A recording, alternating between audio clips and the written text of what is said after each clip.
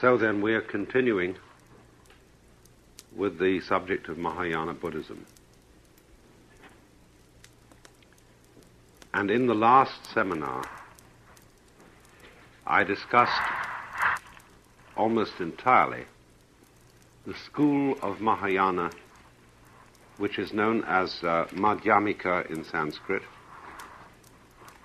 this word meaning approximately the middle way. Madhyamika has been called, in the best book that there is on the subject, the central philosophy of Buddhism.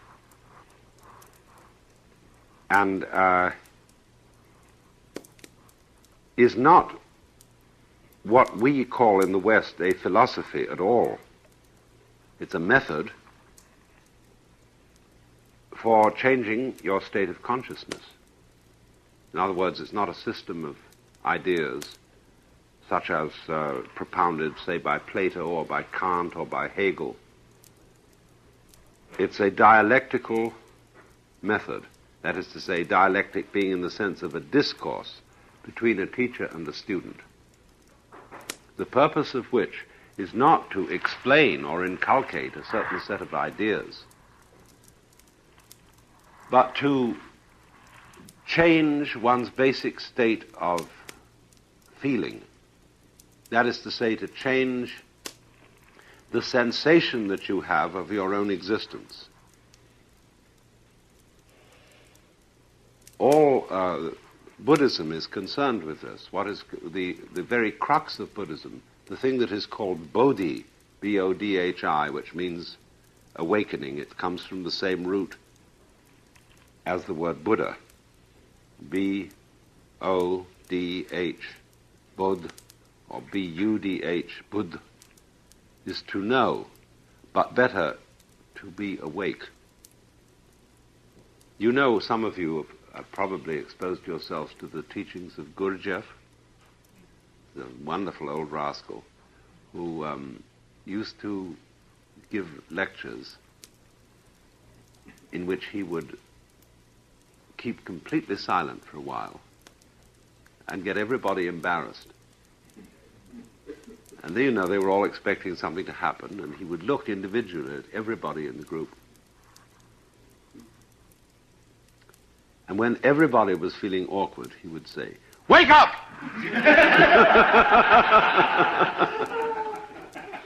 "You're all asleep. And if you don't wake up, I won't give any lecture." And this is a very good attitude, actually. Zen, as you know, uses shock tactics of various kinds. And the whole idea then is that a person who is under illusion, maya, thinks of himself basically as a victim, someone caught in a trap, somebody subject to fate, the will of God, or whatever you want to call it, who got involved in life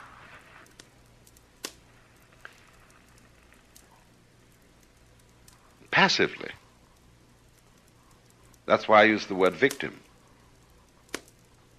And he has this, therefore, the sensation of his consciousness as being a kind of passive, but nevertheless very delicate and tender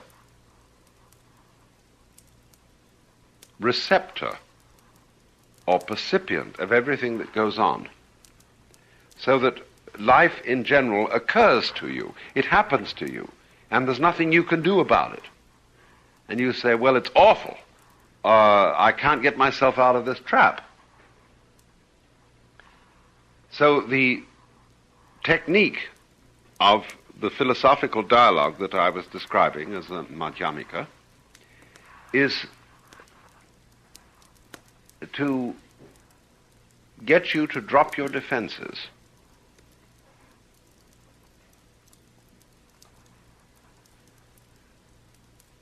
In other words, you can discover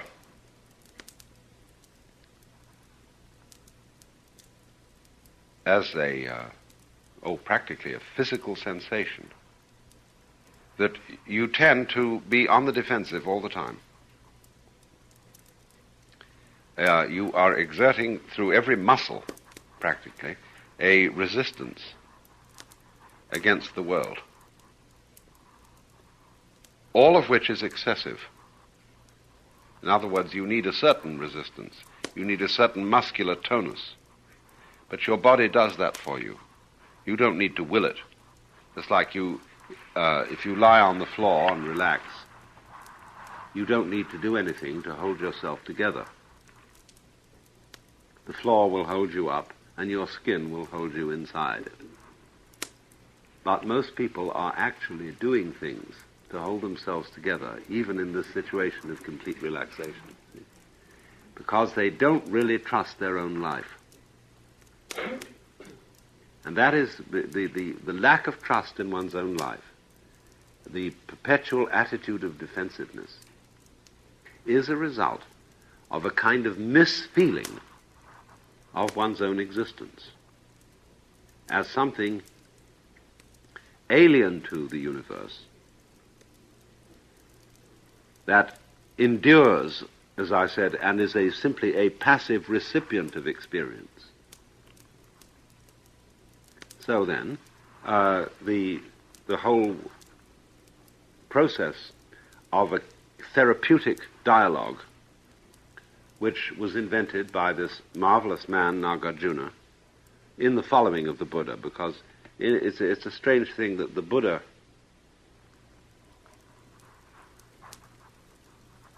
was very, very creative towards other people. That is to say, the basic idea of Buddhism does not preclude other people being just as much Buddha as Buddha was. There's a little difficulty in Christianity about this, you see, because everybody harks back to the Christ as the unique and only incarnation of God. And so he is on a very special pedestal, which nobody else is ever allowed to climb up on. And this, of course, makes the teaching and work of Jesus completely ineffective. But Buddhism had the advantage that they never did that. And so that Nagarjuna, who could come later than Buddha, was in a way a wiser man than the Buddha himself. But only because he stood on the shoulders of Buddha and carried the Buddha's dialogue to its full not its full conclusion, but to a full conclusion. We can go further today, you see. This thing hasn't stopped at all. It isn't something that we go back to as a past and say, well, we're going to tell you all about a thing called Buddhism, which is a fixed body of practices and beliefs in which certain people in Asia believe, and if you're interested, you can believe in it too. It's not like that at all. It's an activity that is going on, and when it gets mixed up in the context of Western civilization, Western science, Western technology, will do things that the Asian people never dreamed of and might not even approve of. So it's very important in approaching this. This is one of our difficulties, you see. If I were a lecturer on Buddhism in the context of the academic world, I would have to observe certain game rules. That is to say, I would have to discuss the subject as entirely historical, as something of the past, and I would be expected to give you extremely accurate information about what it was, what other people thought, and what they did.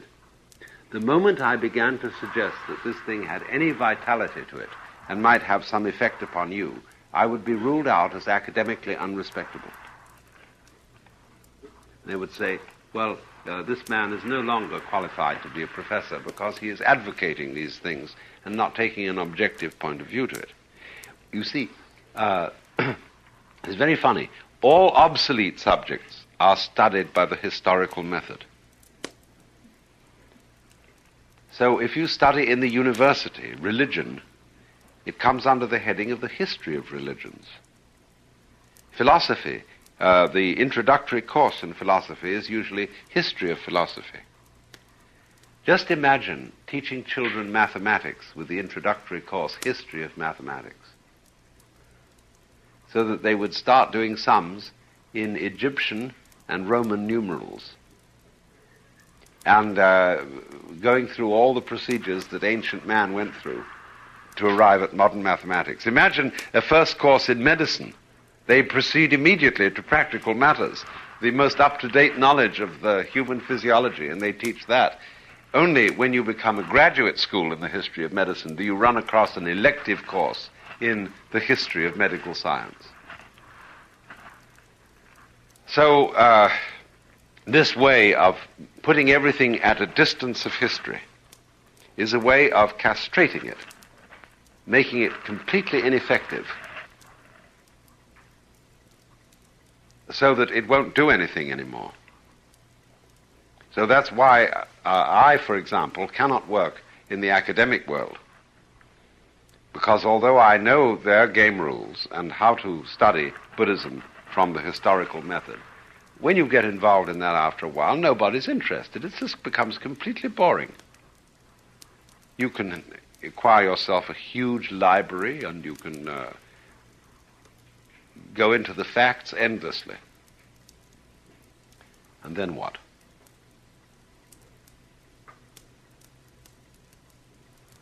So,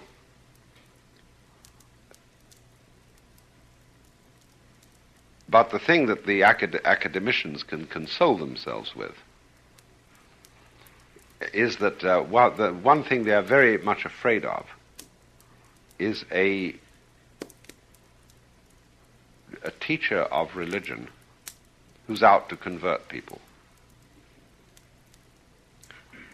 Because that, you see, is imposing upon you a particular individual and subjective point of view. So if, in other words, a person who is teaching Christianity should start preaching from his academic chair instead of just saying what Christians did and so on in such and such a period, they would be very frightened of that.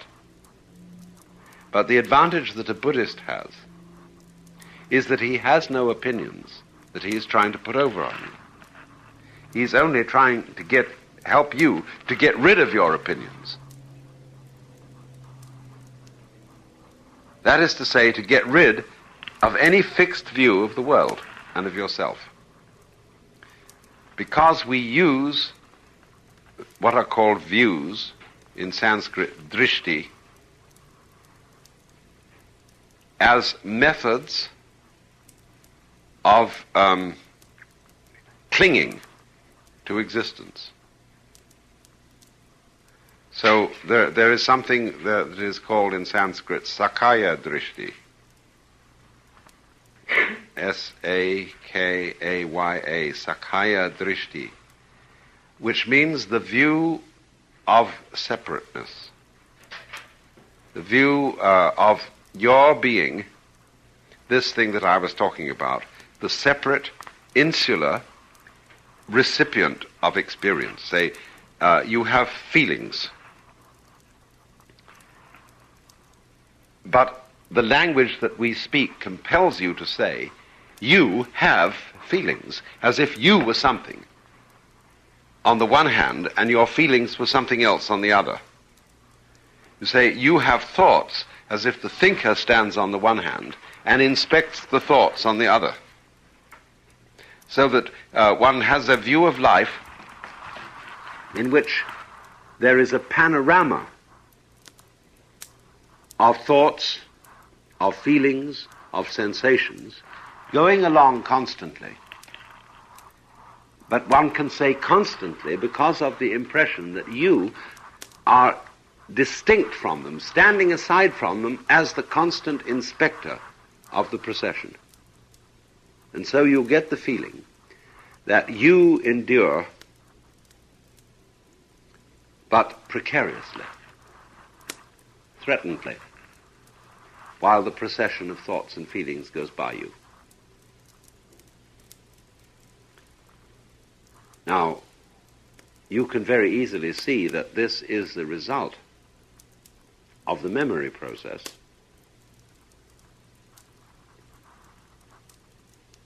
which gives an illusion of constancy in the flow.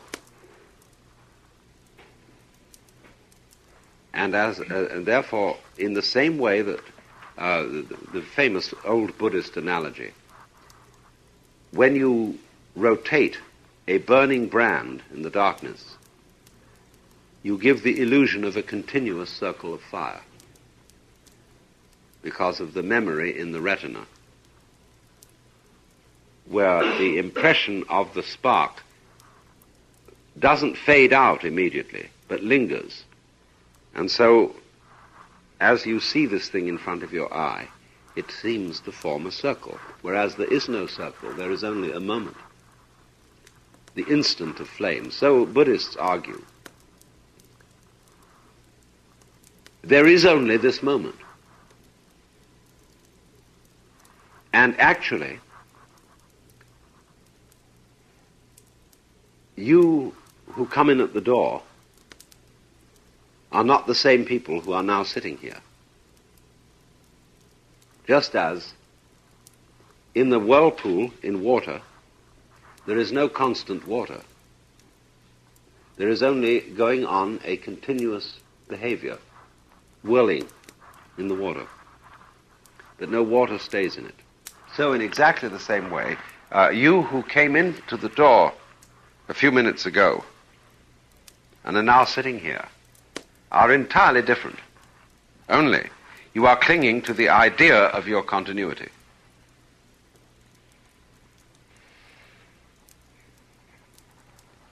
Actually, there is only the moment, the instant, what is called in Sanskrit the kshana, K-S-A-N-A, kshana. Life is instantaneous.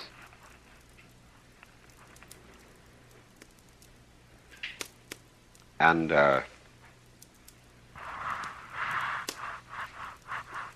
if you see that, you get a kind of a new angle on St. Paul's famous pronouncement that we shall all be changed in a moment, in the twinkling of an eye,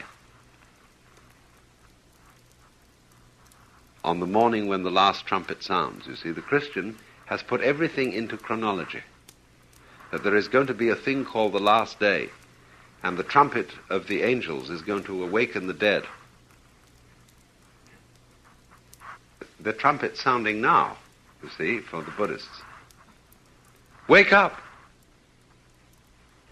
There is this moment, and this is eternity. Only you are stringing the moments together, and you are creating time out of eternity. You are wondering, you are identifying yourself, in other words, with all the things that have happened to me. And you're worrying about all the things that will. But actually, you are never anywhere but now. This is a very interesting discipline that is given in all systems of yoga and Buddhist meditation. The student is told to live in the present completely, to never relax awareness of what you are doing now.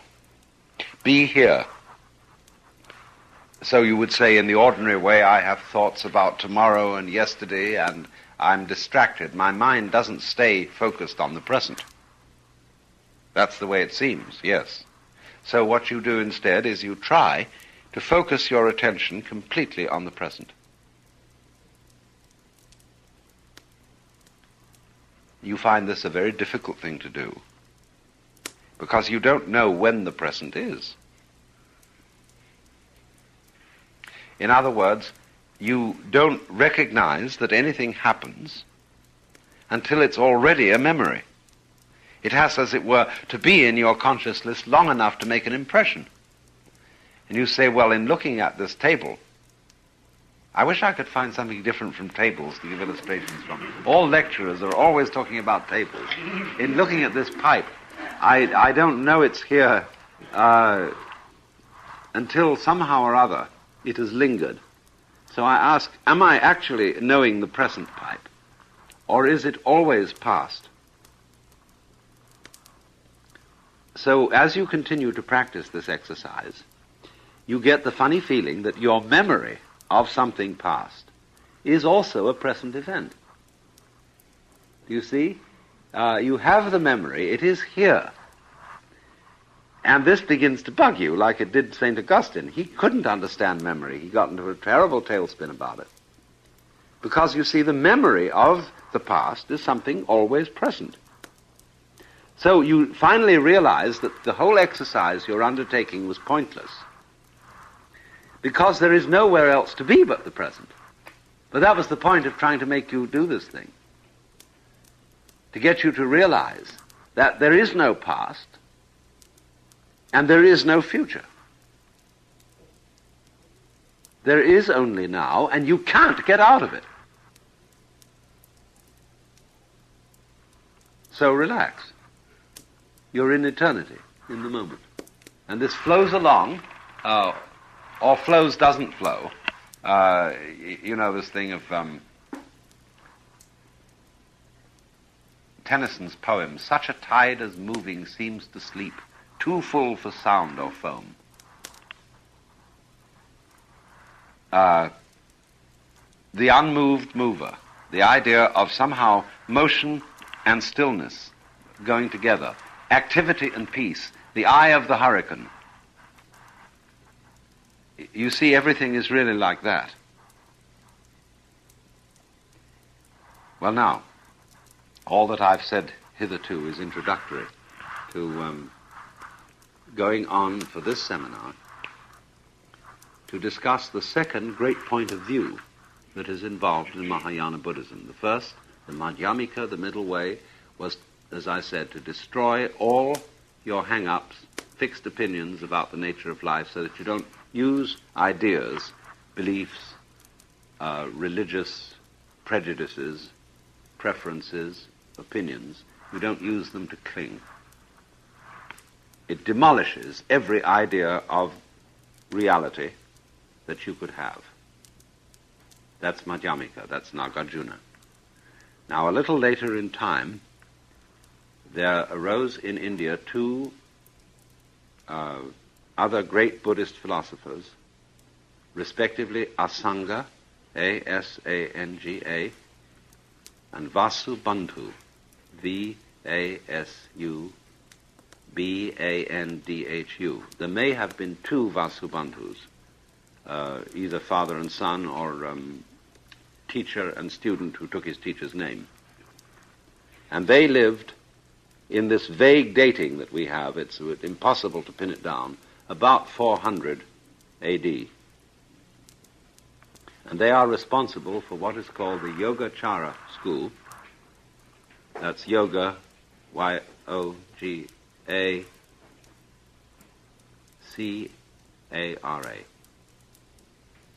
Yogacara. Sometimes called also Vijñapti Matra, which means the school of consciousness only. And it looks deceptively like what we call in Western philosophy subjective idealism, as taught, say, by Berkeley or Bradley.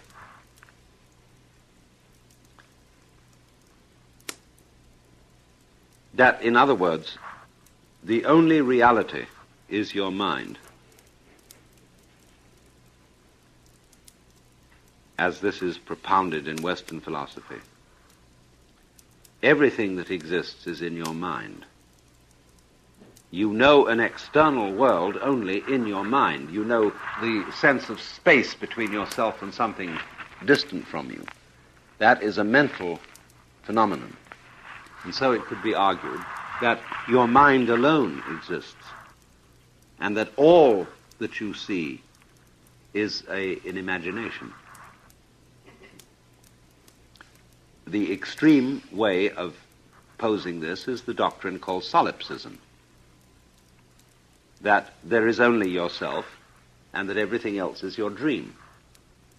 There has never been any way of disproving this, except my idea, which I think almost disproves it, that I would like to be present at a conference of solipsists, where they argue as to which one of them is the one that's really there.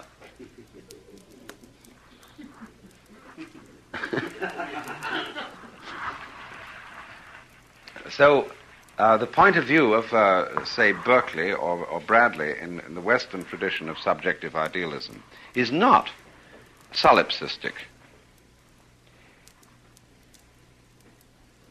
but it is that everybody has a certain independent existence, but as a mind, and that all particular minds are, as it were, minds in a supermind, which is the mind of God.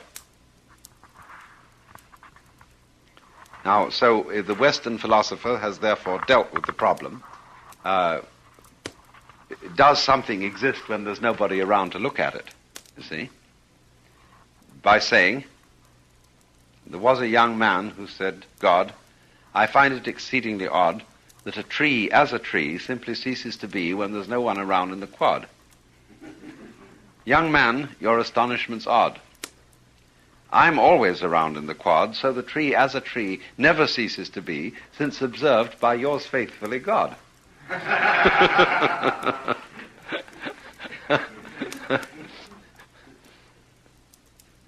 But this isn't the same point of view that we're going to deal with in Oriental philosophy, because we start from completely different assumptions as to the nature of mind and matter. And you see, if you don't get those straight, you confuse the Yogacara school with subjective idealism. Unfortunately, Professor Takakusu, in his book, The Essentials of Buddhist Philosophy, uses Western school names to classify the different types of Buddhist philosophy. And this is, he uses, nihilism, subjective idealism, etc., all down the line. And this is very confusing. Because when you start with the basic idea of what is mind, you don't begin with the opposition that we begin with, which is mind-matter. You begin instead with the contrast mind and form. And form is furthermore broken down into name and form. It is called in Sanskrit nama-rupa. N-A-M-A, that is name, same word. Rupa, R-U-P-A, name form.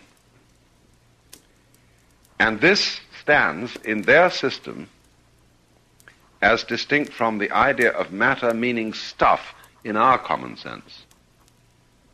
So you see, we begin with this break, that we have the notion that there is some kind of heavy, hard substance.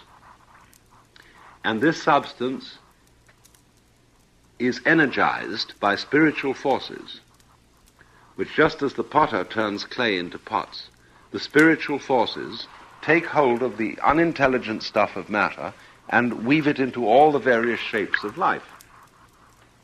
And so then, when we die, here is a person, you see, who was going along, was talking, chatting, doing his business every day, and suddenly, zingo, his body lies there. Where is he? What's happened to him? Well, of course, the mind has left, and there dies only the stuff. See? So we've got this idea in our minds of the energy, which is something impalpable, something unstuff, you see, animating or not animating something that is heavy and hard and dusty. Now that great contrast, which comes, of course, from the book of Genesis, from the idea that the Lord God formed the world out of some clay. Adam was a clay figurine. This idea is not in the same way in Hindu thought. But something deceptively like it is in Hindu thought, which causes the confusion. For example, Shankara, who is the great interpreter of the Upanishads, in the tradition of interpretation which is called the Advaita Vedanta, the non-dual Vedanta, sometimes uses the symbol of gold and things made of gold,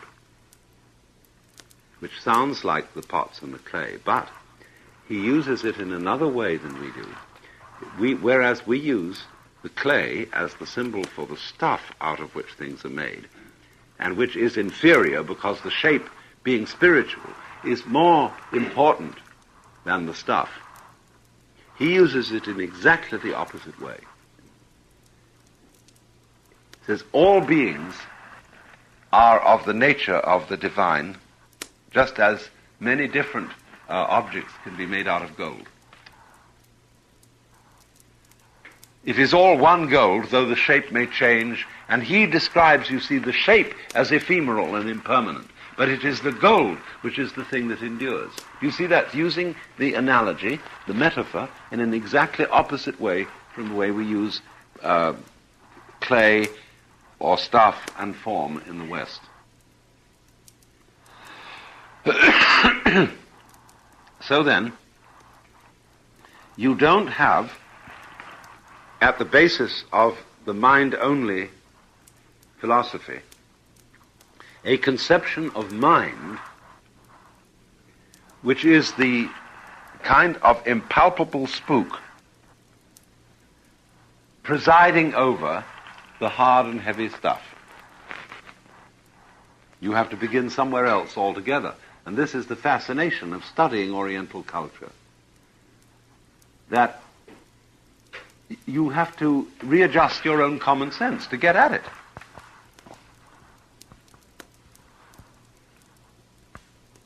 What on earth do these people mean?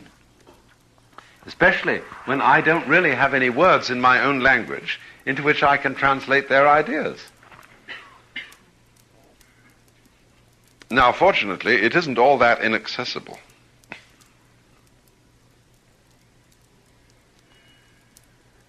Because what we have here is not merely words. If that were all, we would be absolutely lost. But we have the techniques, the meditation disciplines, which you can use, and through using them find out what it was that they meant, experimentally. So then, we start basically with the fundamental word that is used in Sanskrit for the activity of mind, and this is chitta. We Romanize this as C-I-T-T-A. The root chit, C-I-T, is basic to mind. Now, the Sanskrit language has many words for mind. We have this one word, mind, which sort of has to take care of everything. Oh, we've got intellect, we've got vision, consciousness, and so on, but they're all very vague in the way they're used. Sanskrit is quite precise. But chit is the basic term. And reality itself is called in Vedanta philosophy Sat Chit Ananda. Sat means real.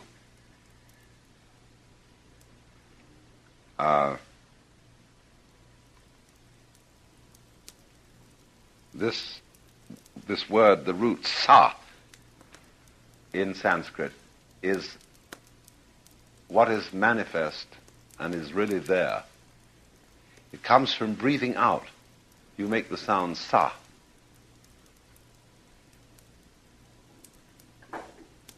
And so it's really there. Chit is conscious, has the quality of consciousness. Ananda means bliss. Because reality, if not blissful, would not be.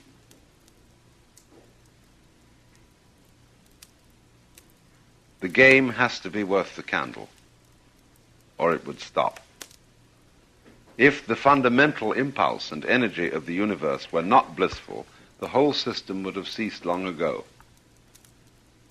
Even if it involves pain, this pain is masochistic. That is to say, it is pain being enjoyed fundamentally as a pleasure, like you can have a grievance and make your whole life a cause around your grievance.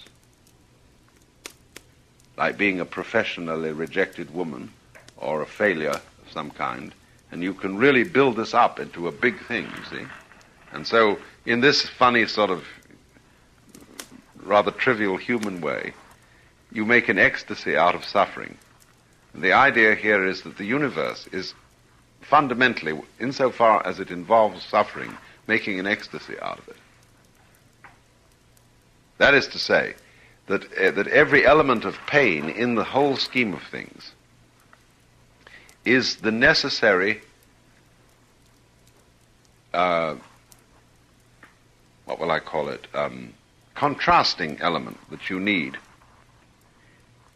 in order to bring out the fundamental exuberance and joy of being. That you wouldn't know, in other words, that you were here unless something stopped you. Now, mind, in this philosophy, what is meant by chit, is practically exactly the same thing as we mean by existence. When we use the word being, and in order to, for example, when Dr. Johnson heard of Berkeley's philosophy, that everything existed only in your mind, his response was to kick a stone, as if to demonstrate, that's the real world. But it is exactly this sense of that is meant by chit.